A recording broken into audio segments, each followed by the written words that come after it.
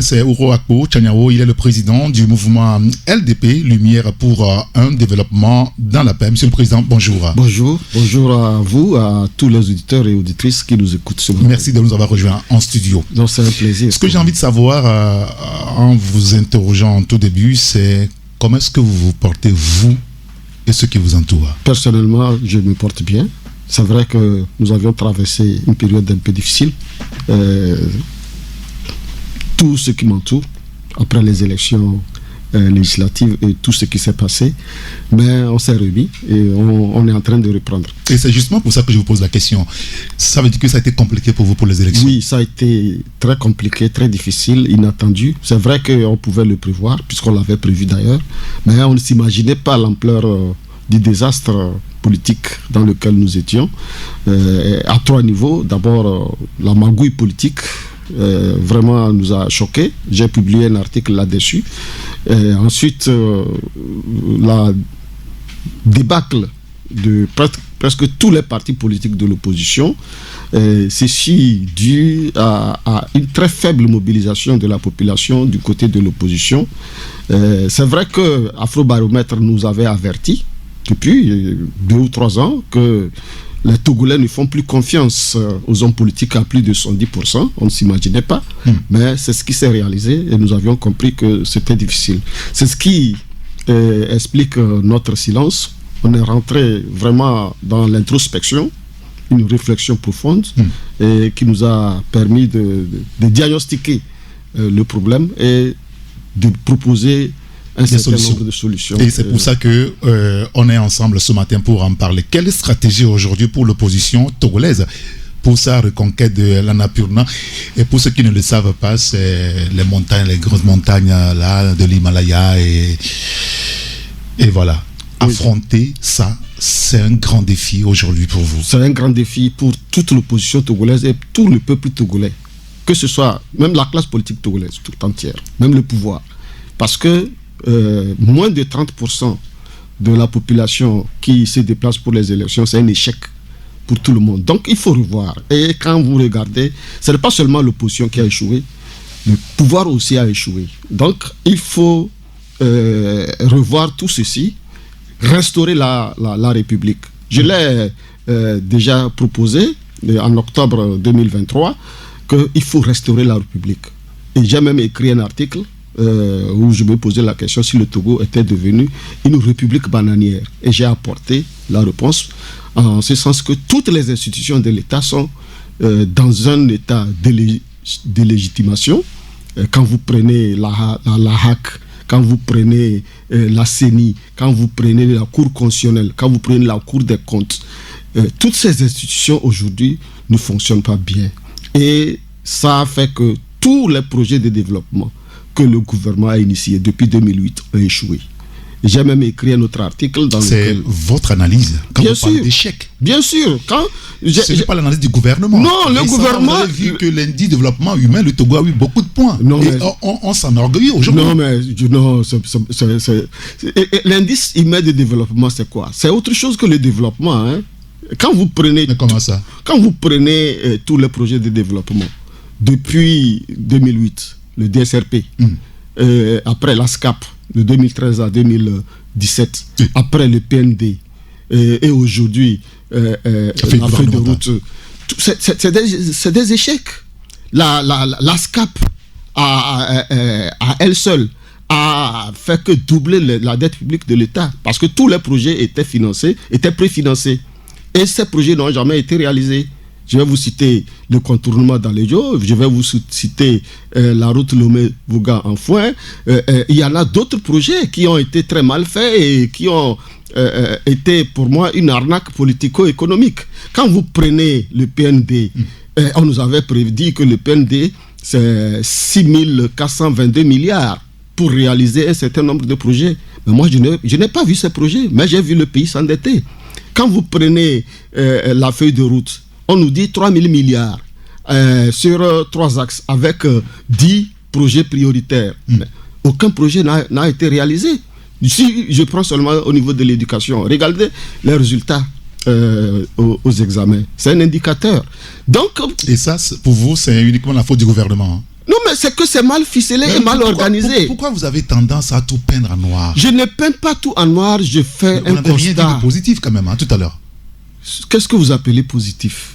Quand aujourd'hui que rien n'est bon quoi, dans la gouvernance. Je n'ai pas dit ça, j'ai dit qu'il y a échec. Quand on dit qu'il y a échec, ça ne veut pas dire que rien n'est bon. Mais c'est que vous n'avez pas atteint les objectifs.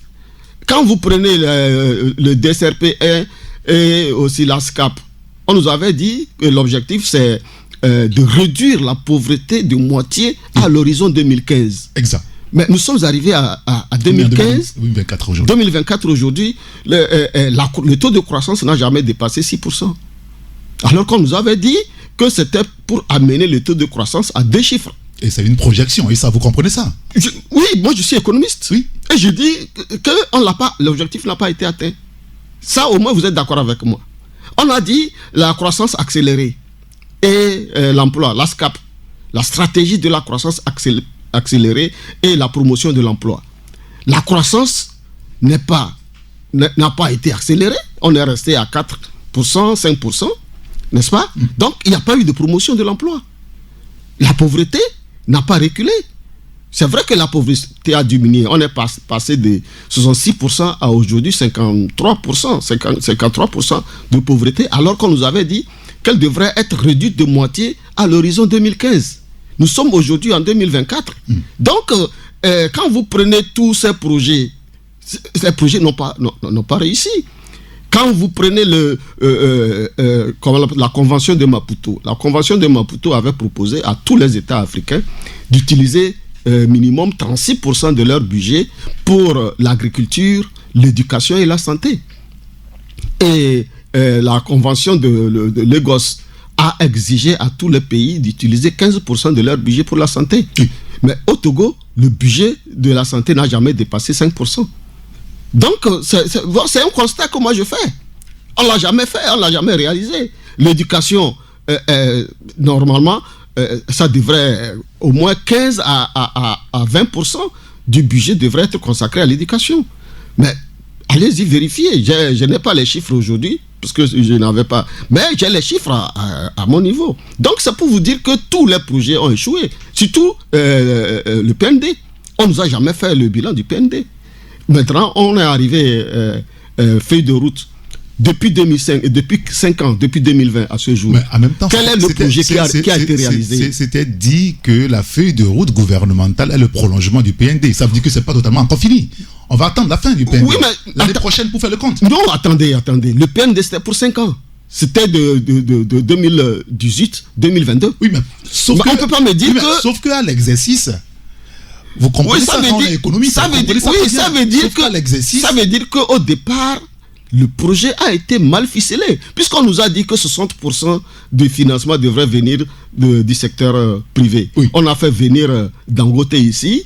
On a fait venir une équipe, Anne Nouvergent, vous le connaissez, l'ancienne directrice de Areva, même les économistes souverains sur le plan mondial, Dominique Strauss-Kahn et puis l'ancien Premier ministre anglais, Tony Blair. Mais tous ces gens-là sont venus ici. On a créé même le truc de financement de l'État par le gouvernement, Togo Invest Corporation. Mais tout ça là, quel est le résultat? Dites-moi, moi je n'ai rien vu. Donc je ne peux pas, si je n'ai rien vu, vous ne pouvez pas me dire que j'ai vu quelque chose. Mais si vous avez vu, dites-moi. Donc c'est pour vous dire que tous ces projets ont échoué parce que il y a manqué quelque chose, c'est l'esprit patriotique de ceux qui sont à la tête de l'État. Non, attendez, vous doutez que ceux qui nous gouvernent sont patriotes? Ce n'est pas que je doute. Je me suis posé la question, qu'est-ce qui a fait que tous ces projets ont échoué? Quand vous prenez Lomé Vaughan en foin, quand on a détourné 26 milliards, vous avez vu quelqu'un a levé le petit doigt? Quand la route, le contournement d'Alédio a été fait 2 fois, quand on a posé la question aux Chinois, qu'est-ce qu'il a dit? Petit argent, petit route. Grand argent, grand route. C'est pour vous dire que ceux qui ont pris l'argent pour financer ne l'ont pas fait. Et le chef de l'État l'avait dit, qu'il y a des preuves de falsification de factures, de surfacturation. Mais il a allé jusqu'à... Non. Permettez-moi de les terminer. Les choses dans le contexte. Parce que le chef de l'État en disant ça, c'est pas dans le contexte là. Mais c'est en 2012. Mais depuis 2012 jusqu'à ce jour, est-ce qu'il nous a montré le visage de la minorité qui accapare les richesses du pays? Moi, je suis allé jusqu'à lui poser la question. Ou bien c'est lui qui est le chef. Ça veut dire qu'il fait partie. Si il n'arrive pas à identifier, c'est qu'il en fait partie. C'est la question que je me suis posée. Donc, cette minorité-là, elle est toujours là. Vous avez vu beaucoup de scandales financiers qui sont produits dans ce pays, mais personne n'a été indexé. Au contraire, ceux-là même qui sont responsables, avérés ou pas, c'est eux qui connaissent la promotion dans le pays jusqu'au sommet de l'État. Je vous rappelle les Panama Papers. Le scandale des Panama Papers. Il y a comment l'appelle-t-on là, le Petrol Gate. Mais c'est ça l'invasion fiscale dans ce pays. Mais il y en a de près. Moi j'ai participé à un séminaire à Accra sur la situation en Afrique occidentale. Le Togo a été cité comme l'un des pays où cela n'a jamais été sanctionné. Et tout récemment l'affaire Covid. Mais ceux qui ont été indexés comme responsables de tous ces problèmes-là, c'est eux qui connaissent la promotion dans le pays. Et ceux qui, par hasard, se permettent à les dénoncer, se retrouvent en prison. Bon, en tout cas, par rapport à Covid Gate, c'est vrai qu'il y a la Cour des comptes qui a sorti un document. Après, les concernés, sinon le gouvernement togolais était au Parlement pour s'expliquer. On aura compris, le Parlement a diligenté une enquête, c'est vrai. Qui n'a jamais abouti. Qu'on n'a pas encore eu, nous. Qui n'a jamais abouti. Non, c'est pas évident. Parce qu'on avait appris quand même que les résultats étaient sur la table de la présidente de la dernière législature. Mais nous, on n'a pas encore les résultats. Je voudrais vous rappeler que j'ai été parlementaire. Oui, bien sûr. Vice-président de la commission des finances. Si, on le sait. Je sais comment ça fonctionne. C'est que ça a été fait à l'envers. La Cour des comptes, lorsque la Cour des comptes sort son rapport, l'Assemblée nationale prend et fait ce qu'il faut faire. S'il y a des sanctions, elle propose des sanctions au gouvernement ou elle contacte, en tout cas, la justice. Mais ici, c'est l'envers. On a fait le contraire. C'est le contraire qui a été fait. Quand la Cour des comptes a sorti son rapport, maintenant, c'est le gouvernement qui se déplace vers l'Assemblée nationale. Et l'Assemblée nationale prend acte. C'est après, par rapport à la façon dont les partenaires financiers ont réagi, qu'on dit qu'on va diligenter une enquête. C'est ce qu'on appelle une enquête qui n'a pas de sens. Et tout le monde savait, en tout cas moi je savais que ça n'allait pas aboutir. Très bien. Ben, vous écoutez la radio Taxi FM Lomé, pour ceux qui nous rejoignent à l'instant et ceux qui sont également connectés sur notre compte TikTok. On vous a aussi appelé entre autres ce matin pour se prononcer sur l'opposition togolaise.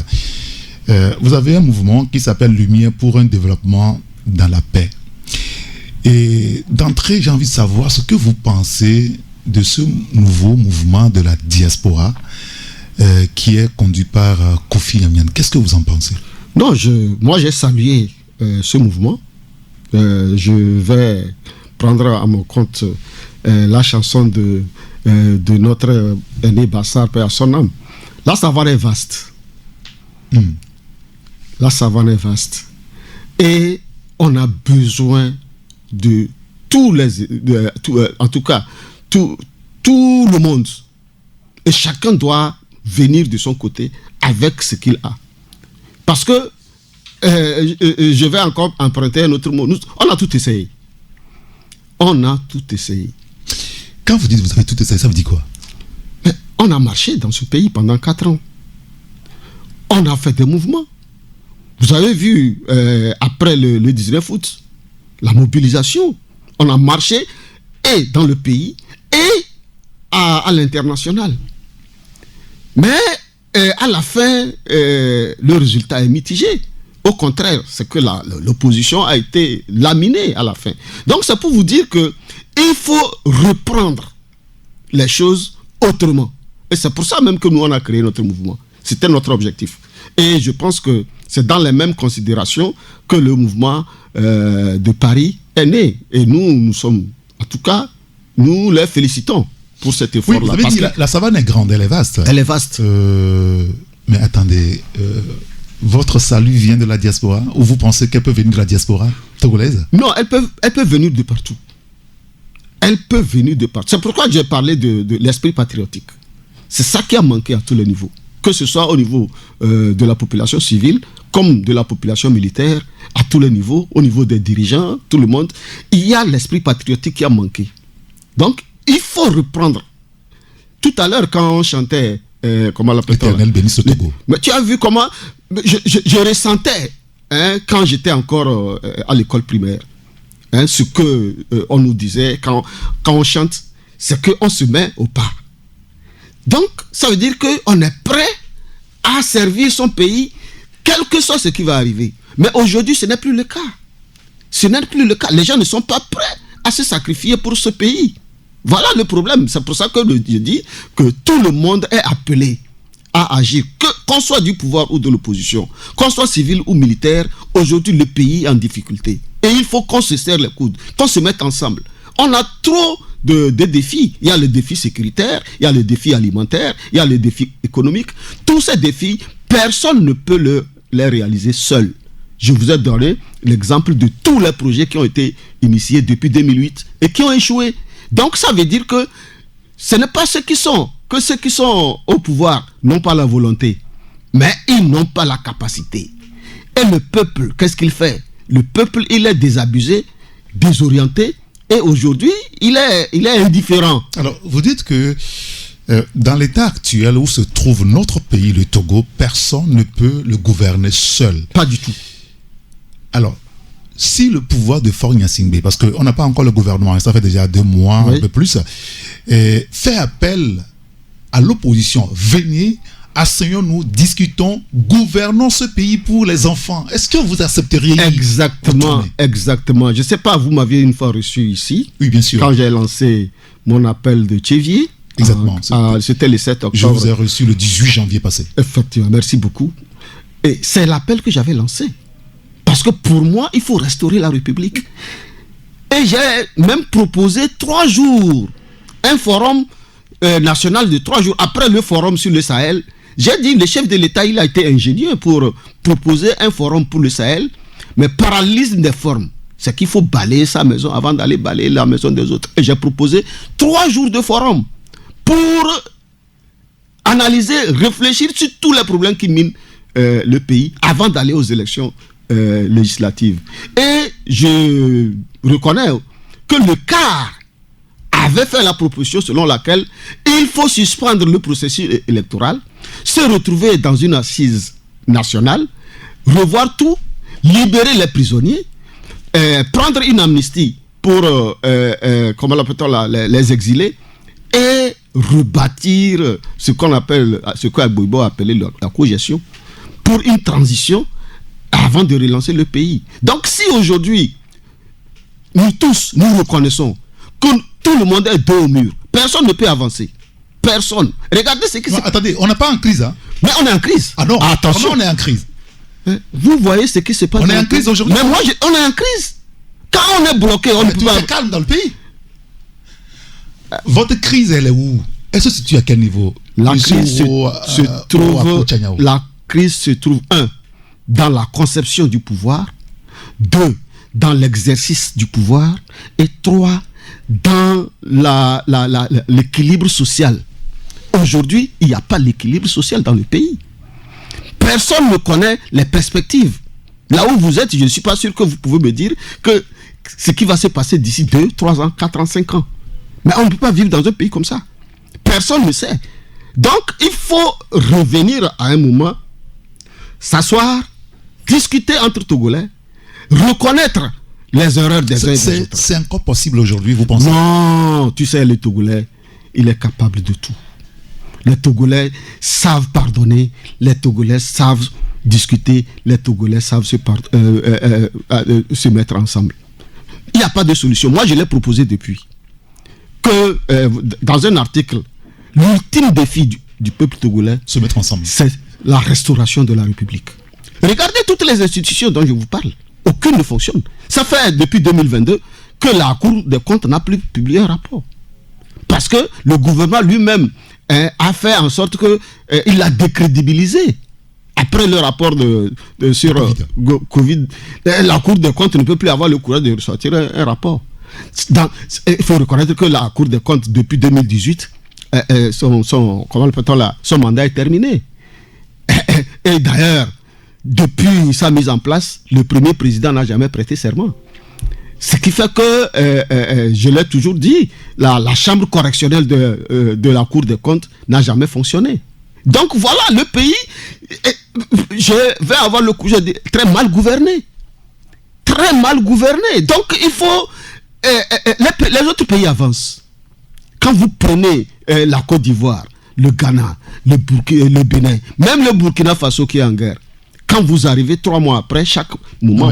attendez. Laissez-moi terminer. J'assume la responsabilité. Oui, bien sûr, je sais que vous êtes, vous les journalistes, vous aviez l'épée de Damoclès sur votre tête, et qu'on va vous dire que vous ne m'avez pas cadré. Non, c'est pas ça. Vous me connaissez depuis le début, et vous savez que ça n'a rien à voir. Moi, mes invités, c'est comme ça. Et ça, vous le savez d'ailleurs. Quand vous parlez de la Côte d'Ivoire, du Bénin, du Burkina Faso, vous écoutez les politiques de ce côté-là? Non, les plaintes politiques, il y en a partout. Oui, mais bien sûr. Moi, ici, je parle de l'économie et de l'équilibre social. Je parle de l'économie. Je parle de que là-bas, c'est mieux qu'ici. Parce qu'on vit presque la même chose. Mais ces pays ne sont pas aussi endettés que le Togo. Et quand le Togo est endetté, on vous pose la question, qu'est-ce qu'on en a fait? Je vous rappelle que depuis 2022, jusqu'à ce jour, le Togo, pratiquement, chaque mois, va 2 fois sur le marché financier pour collecter de l'argent. En moyenne, 30 milliards. Cette année, ça fait déjà 500 milliards que le Togo a collecté sur le terrain. Ça veut dire que le budget était déséquilibré au départ. Et le ratio service de la dette sur recettes internes est dans l'ordre de 43%. Alors que la norme, c'est 15%. Ça veut dire que le pays vit au-dessus de ses moyens. Aujourd'hui? Oui, bien sûr. C'est ça, c'est ce qu'on appelle... est un pays endetté, clairement, totalement. Mais comment? Le taux de la dette, c'est au-delà de la... En tout cas, du possible. Plus de 70%. Mais c'est ça. Et je vous dis que le service de la dette sur les recettes internes, c'est dans l'ordre de 43%, alors que la norme, c'est 15%. Ça veut dire qu'il y a de la mégalomanie. C'est comme quelqu'un qui emprunte de l'argent pour faire la fête, acheter des bagues, des chaînes, et puis en or, il sort, alors que c'est ça. Nous, avec ces sommets, avec toutes les fêtes qu'on organise, avec tout ce que... Mais ce n'est pas avec les recettes internes. C'est ça, quand vous prenez le budget, un tiers du budget est constitué par les emprunts. C'est pas bien. Je vous rappelle que la dette aujourd'hui, c'est les impôts de demain. Parce qu'on ne vous donne pas, vous allez rembourser. Oui, bien sûr. Alors ça veut dire qu'on est en train d'hypothéquer l'avenir. C'est de ça qu'il s'agit. Donc, avant, on pensait que bon... Donc c'est possible que vous vous mettez ensemble pour gouverner, gérer ce pays. Mais on a fréquenté... Pouvoir, opposition, tout le monde. On a fréquenté ensemble. On a vécu ensemble. Mais qu'est-ce qui peut nous empêcher d'être ensemble? Sauf que l'honnêteté, à un certain moment, mais certains de vos pères disent non, le régime de Faure Gnassingbé Kéla doit dégager. Et qu'ils ne peuvent plus rien faire. Proposer. Oui, c'est parce qu'ils se disent que... Je vous ai dit mais ça. Là, vous vous démarquez carrément de cette idée-là, aujourd'hui. Moi, je veux être pragmatique. D'accord. Vous savez, aujourd'hui, la situation dans laquelle nous sommes, tous les partis de l'opposition sont hors jeu. Or, en politique, vous ne pouvez pas être hors jeu et être efficace. Regarde ce qui se passe au Parlement au Togo. Il n'y a pas de débat. Depuis 2019 jusqu'à ce jour, mais c'est vrai que la dernière législature, il y avait quand même certains qui se démarquaient, mais il n'y a pas de débat. Mais aujourd'hui, c'est encore grave. Tout le monde apprécie ce qui se passe au Parlement de la CEDEAO. Mais nous, on l'a fait. Ici, au Togo, nous, on l'a fait. Donc, mais depuis que nous ne sommes plus au Parlement, vous avez vu, on a tout perdu. Tous les acquis de 90, on les a perdus. Quand on était encore à l'Assemblée nationale, c'est vrai que c'était difficile, mais ce n'était pas aussi compliqué que ça. Mais aujourd'hui, toutes les libertés publiques ont été confisquées. Beaucoup de nos journalistes ont été arrêtés, ils ont fait la prison comme des malpropres. Je me rappelle le cas le plus emblématique, c'est le doyen Apollinaire Mawene Messé. Ça m'a fait très mal un jour quand j'ai appris qu'on l'a envoyé en prison à son âge, à plus de 110 ans, je ne sais pas. Mais vos collègues qui ont fait la prison, des gens qui sont quand même respectés dans la ville. Je parle de Anani Sossou, je parle de Loïc Lawson, je parle de l'autre qui a deux qui sont morts. Vous voyez? Et c'est pour ça que la dernière fois, avec ce qui arrive à Joshua Agbetim, je lui ai envoyé un message, je ne sais pas s'il l'a lu. J'ai peur à sa place. Et pourquoi avoir peur? Mais moi, je suis passé par là. J'ai fait la prison pour des raisons politiques. J'ai fait 6 mois en détention. Je sais ce que c'est. Alors, donc, quand vous êtes comme ça, comme si vous êtes dans le collimateur, ce n'est pas toute votre famille, tout le monde, ce n'est pas facile. Oui.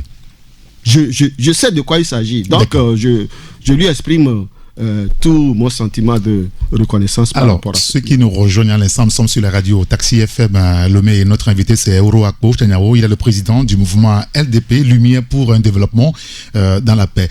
Alors, vous avez publié des tribunes ces temps-ci, vous êtes un petit peu bavard, vous écrivez beaucoup, et je pense que c'est normal quand on est économiste, il faut écrire beaucoup. Vous êtes politique et vous le faites savoir à toutes les sources. Le confrère, le collecteur a publié, a rendu public votre opinion sur une stratégie. Vous parlez de quelle stratégie? C'est la question que vous êtes posée. Quelle stratégie pour l'opposition togolaise pour sa reconquête de l'Annapurna? Vous disiez dans le texte quelque part que l'opposition persiste dans l'erreur. Oui. De quelle erreur parlez-vous? L'opposition persiste dans l'erreur parce que quand vous partez depuis 1993, c'est les mêmes choses qui se répètent. En 1993, vous avez vu, quand Edem Kodjo était candidat de l'opposition, il y a un ténor de l'opposition qui a dit, si c'est Edem Kodjo, Yadema n'a qu'à rester au pouvoir. Et Yadema est resté au pouvoir 14 ans après la conférence nationale souveraine. Et la même chose s'est répétée un an après, entre Edem Kodjo et Agboibo. C'est-à-dire que pour un petit malentendu, ils ont pris le pouvoir que le peuple leur a donné, ils ont remis ça à Yadema. Et Yadema a repris tout le pouvoir.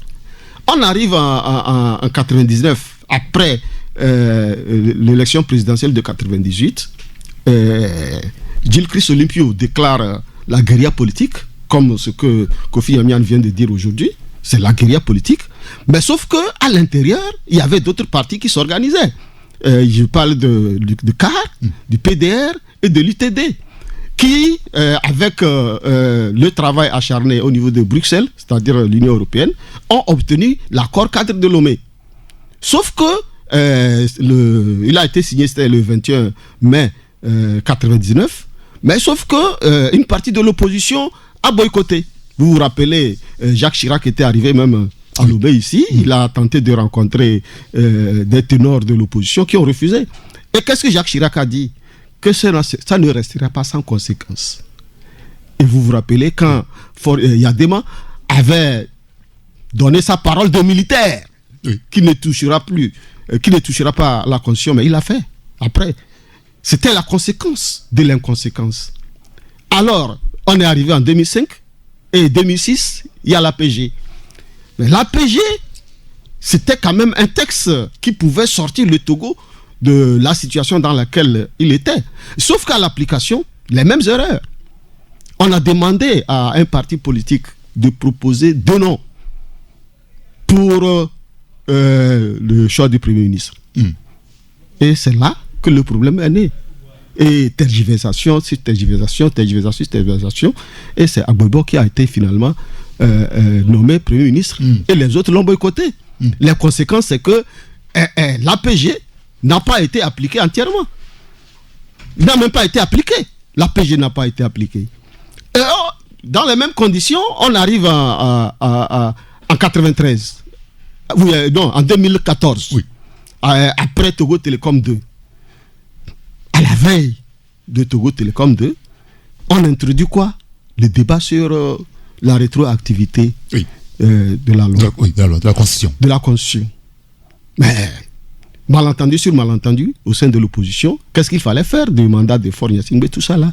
Ça a fait que l'opposition n'a pas été, en tout cas, au sein de l'opposition, il n'y avait pas eu sérénité, et le pouvoir a demandé à ses députés de voter contre le projet de loi proposé par leur gouvernement. Et on avait trouvé à l'époque que c'est inédit. Mais c'est que nous avions cherché à comprendre. Moi, en tout cas, puisque la plupart de... beaucoup, je les connais, j'ai cherché à comprendre. On était à une mission à l'extérieur. C'est là-bas que j'ai approché les députés du pouvoir. Pourquoi vous avez fait ça? Et ils m'ont expliqué. Voilà ce que vous avez fait, voilà ce que vous avez fait. À un certain moment, on ne vous comprenait pas. Et chez nous, on dit que quand on n'est pas sûr, c'est comme vous voulez traverser. Vous mettez le pied dans l'eau, vous sentez que c'est encore profond. Oui. C'est encore profond. Qu'est-ce qu'on fait? On retire le pied. Oui, bien sûr. C'est ce qu'ils ont fait. Donc, 2014, on a échoué, en tout cas aux portes de la modification. Et c'est cette modification-là qu'on cherche jusqu'à ce jour. 2017, les événements arrivent de Tipi Hatchadam. Et la discussion est lancée avec la CEDEAO. Au dernier moment, on propose la même chose qu'en 2006, un gouvernement d'union nationale et, je ne sais pas, l'opposition a rejeté. Mais ce qui m'a surpris dans la chronologie, c'est qu'au même moment, on refuse d'aller au gouvernement d'union nationale, mais on accepte un cadeau de 30 millions pour venir à la fin boycotter les élections. Voilà les conséquences de l'inconséquence. Là-bas, on a manqué de coaching. Tout simplement parce qu'on n'anticipe pas sur les événements. Le RPT, lui, il anticipe. Il analyse des choses. Il organise même, il loue des experts étrangers pour venir réfléchir. Mais nous, on fait les choses par un coup de tête. Et voilà qu'on a répété les mêmes erreurs. Surtout en 2017. Pourquoi c'était si compliqué pour l'opposition de ne plus répéter ces erreurs? Non. Puisque vous faites partie de l'opposition. J'ai fini par comprendre que, à un certain moment, l'orgueil est devenu la passion. L'orgueil de l'opposition? Oui. C'est-à-dire que, au lieu, vous savez, quand... C'est la dureté de la lutte qui les a rendus comme ça? Oui, quelque part. Quelque part. Donc, vous voyez que on a peur du candidaton aussi. On a peur du candidaton. Alors que quand on est homme d'État, il y a des choses qu'on anticipe. Et c'est ça le leader. Le leader, c'est quelqu'un qui sait d'avance ce qui va se passer, alors que la masse ne sait pas. C'est pour ça qu'il y a certaines décisions que vous devez prendre à un moment donné. Vous êtes obligé de prendre, quitte à être condamné aujourd'hui, et demain, les gens vont vous reconnaître que c'est toi qui avais raison. Donc, aujourd'hui, l'opposition n'a pas le choix que de se retrouver dans un creuset, comme ce qui s'est passé en 1991. Vous voyez, en 1991, il y avait, après le 5 octobre, il y avait le phare. Mais par rapport à une stratégie, à un objectif stratégique, ils ont dissous le phare, ils ont créé le code avec un seul objectif. C'est-à-dire que Yadema proposait le forum, ce qu'ils ont appelé le forum, et ils ont dit qu'ils veulent le vrai Rome, c'est-à-dire la conférence des forces vives de la nation. Donc c'était un objectif stratégique. Et quand ils l'ont dit, le peuple les a suivis. Aujourd'hui, quel est l'objectif stratégique que l'opposition suit? Vous voulez qu'on réécrive l'histoire? On ne réécrit pas l'histoire. C'est-à-dire refaire la même chose, refaire le parcours. C'est Choguel Maïga de Mali qui le dit.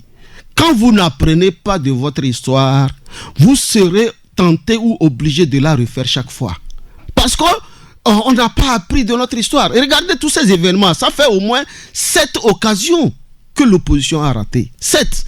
Mais qu'est-ce qu'on en a fait? Est-ce qu'on a appris de ces erreurs-là? C'est ce que je dis aujourd'hui, qu'il faut aller faire ce que nos aînés ont fait en 1991. pour obtenir la conférence nationale souveraine. Aujourd'hui, l'opposition doit se retrouver dans un front unique de l'opposition. J'ai dit la savane est vaste, c'est vrai.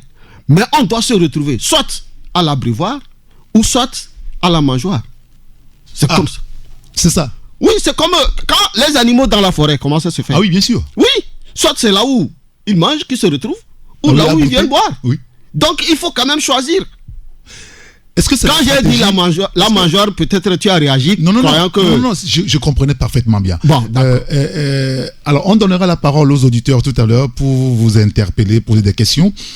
Mais quelle est la stratégie aujourd'hui, pensez-vous, que l'opposition doit clairement adopter pour cette reconquête dont vous parlez? J'ai dit, il faut constituer un front unique de l'opposition. Un front unique. Vous savez que c'est quasiment nul. Mais non, c'est pas évident. C'est le même peuple, c'est les mêmes hommes qui étaient là en 91. Ceux qui étaient en 91, il y en a qui sont encore là. Oui, bien sûr. Oui, même les jeunes qui les suivaient en 91, ils sont encore là. Et, y compris vous. Oui. Donc aujourd'hui, ça dit que ce qu'on a fait en 91, on peut le refaire. Sauf que le contexte a changé. Il faut en tenir compte. La géopolitique a changé. Hier, il y avait, après la chute du mur de Berlin, oui. L'Europe était beaucoup orientée vers les droits de l'homme. Et le pays pouvait être sanctionné pour défaut démocratique, déficit démocratique, ce qui a fait. Aujourd'hui, ce n'est pas le cas. Avec l'arrivée de la Russie et le recul de l'Europe en Afrique, vous voyez que ce n'est plus évident, ce n'est plus les droits de l'homme, mais c'est le business. Donc ça veut dire qu'aujourd'hui, la CEDEAO non plus n'est plus, comment peut-on là, cette institution qui pouvait se permettre de sanctionner encore un chef d'État. Vous avez vu ce qui s'est passé avec le Sahel, et aujourd'hui tout le monde a peur. Bien sûr. Donc ça veut dire que le peuple togolais se retrouve lui seul. Et c'est à lui de se décider. Et que, en restant chacun de son côté, on ne pourra rien faire. C'est ce que j'ai dit, on a tout essayé. Ce qui reste maintenant, c'est de refaire ce qui s'est passé avec un objectif stratégique. Et pour moi, l'objectif stratégique aujourd'hui, c'est les assises nationales pour la restauration de la République. Les assises nationales pour la restauration de la République. Vous avez dit autrement la conférence nationale souveraine, ça, c'est ça? Oui, si c'est ça, il n'y a pas de problème. Sauf que cette fois-ci, il doit avoir une entente nationale. Tout le monde doit accepter, faire table rase. Parce que à la fin, personne n'a gagné, personne n'a perdu. Sauf que d'autres se sont enrichis. Mais il faut savoir ce qu'il faut faire d'eux. D'accord, très bien. Mais on va donner la parole aux auditeurs, ceux qui nous écoutent et qui souhaitent donc prendre la parole. Vous pouvez nous appeler sur le 92. Est-ce qu'on peut libérer le standard, s'il vous plaît? Le 92 60 81 81. Nous sommes sur la radio Taxi FM. On prend le premier auditeur au téléphone. Allô? Allô? Oui, bonjour. Oui, bonjour. C'est monsieur? C'est Paul. Monsieur Paul, nous vous écoutons. Oui, je salue notre invité. Oui. Je pense qu'il n'y a pas d'accuser l'opposition, hein, parce que l'opposition, avec la population, ils ont assez donné. Sauf que, quand ils parlent de nationale, quelle assise? Sauf que ceux que nous avons en face ne veulent rien entendre que le pouvoir. Et puis, ils sont cautionnés par les puissances là qui nous ont colonisés. Donc, je pense que quand ils parlent d'assises, ceux qui ils sont dans la posture de la raison du plus fort, le plus fort. Donc, qu'est-ce qu'on peut? On ne peut rien. D'accord. Donc, sauf qu'il faut aller faire la lutte ailleurs, à l'étranger. Merci. D'accord. Merci beaucoup, monsieur Paul. C'est votre point de vue. Monsieur Oro Akbo, qu'est-ce que vous lui répondez? Non, quand vous analysez ce qu'il dit n'est pas faux.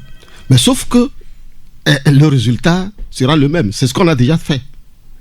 Je vous rappelle qu'en 1999, Gilles Christ-Olipio avait proclamé la guérilla politique. Il l'a fait à l'extérieur. Oui, si. Mais sauf que ceux qui étaient à l'intérieur, il n'y avait pas de coordination et l'accord cadre de Lomé a échoué. Donc, obligatoirement, il faut une coordination entre ce qui se passe à l'extérieur et ce qui se passe à l'intérieur. C'est pour ça que je parle d'un front unique. C'est vrai que chacun doit amener, la main gauche doit soulever, la main droite aussi, et chacun, Tipi Achadam l'a dit, il faut se mettre autour de la table pour pouvoir la soulever. Sinon, on va la renverser. Et c'est pas bien de renverser la table. Non, faut pas. Non, on n'a pas besoin de renverser la table. Alors, sinon, on va tout perdre. Oui, bien sûr. Enfin, je pense aussi. Alors, on va prendre le second auditeur au téléphone. Allô? Alors, bonjour, monsieur Chadéric. Oui, c'est monsieur? C'est Hervé de la Côte. Monsieur Hervé, nous vous écoutons. Et tout d'abord, je suis merci à l'invité. Merci. Et dire courage à eux. Merci. Et moi, je vais venir aux côtés de l'opposition là. Si vous allez, vous voyez bien les choses, vous allez voir que le président de la République, il a envie de... Il travaille. On ne peut pas dire qu'il n'a rien fait. Et l'opposition aussi fait ce qu'il peut. Mais là où ça bloque un peu, quand le chef de l'État fait tout son effort là, est-ce que tous ceux qui sont autour de lui, les ministres, les quoi là, est-ce qu'ils sont avec, ils ont le même cœur que le président a avant de faire tout ça là? Parce qu'on voit que quand ce que le président, ceux qui sortent de la bouche du président, avec l'action qui se passe sur le terrain, c'est pas les mêmes. Vous allez vous dire, il y a quelque chose quelque part qui bloque quelque chose. D'accord, très bien. Donc, monsieur Hervé, merci de nous avoir appelé, passer une excellente journée. Oui, monsieur Akbouchaniao. Je suis d'accord avec lui. Et bon, c'est pour ça que nous disons qu'il faut rétablir l'équilibre des forces. Lorsque l'opposition va se mettre en une force unique, agissante, c'est qu'il y aura équilibre de l'autre côté. Et quand on sait que si tu attrapes mon nez, je vais attraper... bien sûr, par exemple, je ne vais pas aller au-delà. Maître Tchassona fait du travail. Il rencontre ses homologues parce qu'il fait partie des anciens, hein, oui. Les plus vieux présidents des partis. Et il y en a au moins 3 ou 4 ou plus. Oui. Donc, quand j'ai parlé de l'accord cadre de Lomé, il faisait partie de ceux qui ont travaillé avec Edem Kodjo et Agboiwo. Très bien, on va continuer. Donc, on va prendre un auditeur au téléphone. Allô? Ah, il est parti, pas plus patienter. Allez-y. Donc, c'est pour vous dire que on peut corriger les erreurs par des actions concrètes maintenant. Et il faut aller dans le concret. On prend celui qui est au téléphone. Hein. Allô? Bon, voilà, on l'a pas. Alors, il y a quand même des messages. Hein. Il y a des messages, puisqu'on est aussi en direct sur TikTok. On va prendre ce message de cet auditeur. Bon, on me demande de prendre d'abord celui qui est au téléphone. Allô? Allô? Bonjour. Oui, bonjour. Et je salue le plateau. Oui, alors on a du mal à vous écouter distinctement. Est-ce que vous pouvez vous éloigner de votre poste récepteur, s'il vous plaît, ou vous le tenez calmement? C'est monsieur? C'est monsieur? Je remercie d'abord notre invité. Oui, quel est votre prénom? C'est Kossi. Monsieur Kossi, nous vous écoutons. Oui. Et tout à l'heure, il faisait cas des erreurs que l'opposition commet depuis 1993 jusqu'alors. Mais pourtant, il est toujours partisan de cette opposition. Moi, je voulais lui poser comme question de tout son parcours de l'opposition jusqu'alors et les erreurs qu'il nous précitait là. Qu'est-ce que lui disait quand toutes ces choses se passaient parmi eux? Parce que à l'âme de M. Agberobe, il disait que c'est difficile d'être un opposant au Togo. Agberobe savait ce qu'il disait dans le temps là. Maintenant, quand il faisait partie de cette opposition et les choses se compliquaient, il ne disait rien, mais maintenant qu'il revenait, et ils ne sont plus parmi les partis qui se proposaient dans le temps. Et ils nous relataient les erreurs du passé. Là, ça nous fait mal. D'accord, très bien. Monsieur Kossi, il va répondre à votre question. Vous êtes le dernier auditeur qu'on prend ce matin. Merci beaucoup. Monsieur Ouakouchenao. Oui, bon, je remercie Monsieur Kossi. C'est vrai, c'est des constats que nous avions eu à faire. Mais bon, on n'avait pas de solution. Sauf que au fur et à mesure que on fait l'analyse, surtout après les élections, la Bérésina que nous avions constaté après les élections législatives et régionales du 29 avril, nous avions pris 2 mois, 3 mois pour réfléchir. Et c'est à la fin de notre réflexion que nous avions compris que voilà ce qui s'est passé. C'est pour ça que vous allez voir que j'ai pondu au moins 4 articles et chaque article, la suite vient de la conclusion de l'article ainsi de suite. Ça dit que quand je fais le premier, j'ouvre et je prends la conclusion pour le deuxième article, ainsi de suite. Et je suis au 5e article.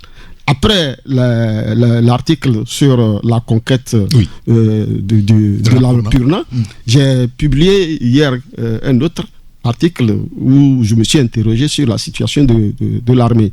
Donc, c'est une analyse que je suis en train de faire, mais sauf que je mets les conclusions à l'écrire pour que, à l'occasion, nul n'en ignore. Sinon, je reconnais que c'est comme Descartes qui, à un certain moment, s'est rendu compte que toute la connaissance qu'il avait était fausse.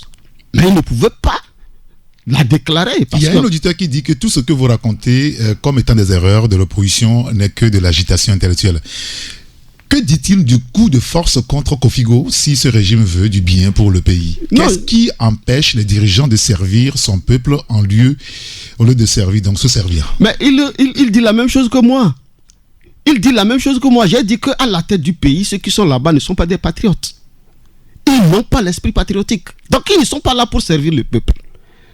Mais moi j'ai dit l'opposition qui est une alternative. Qu'est-ce qui décerne le titre de patriotisme à votre avis? Le patriotisme, c'est quelqu'un qui est prêt à servir l'intérêt général. Parce que les gens qui ne donnent pas nuit et jour ne sont pas des patriotes. Mais quand vous avez... moi je vous retourne la question. Vous avez vu ce qui s'est passé avec l'affaire Covid. Mais est-ce que c'est des patriotes?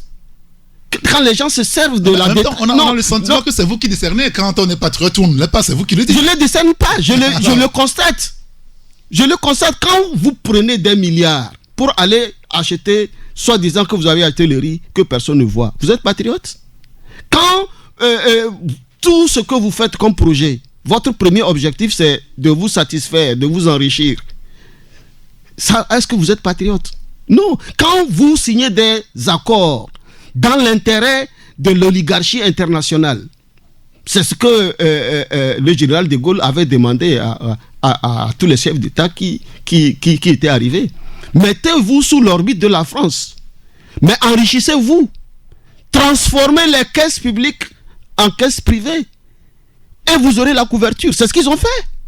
Et j'ai dit, quand vous prenez la toute première génération des chefs d'État africains, au moins parmi eux il y avait des patriotes.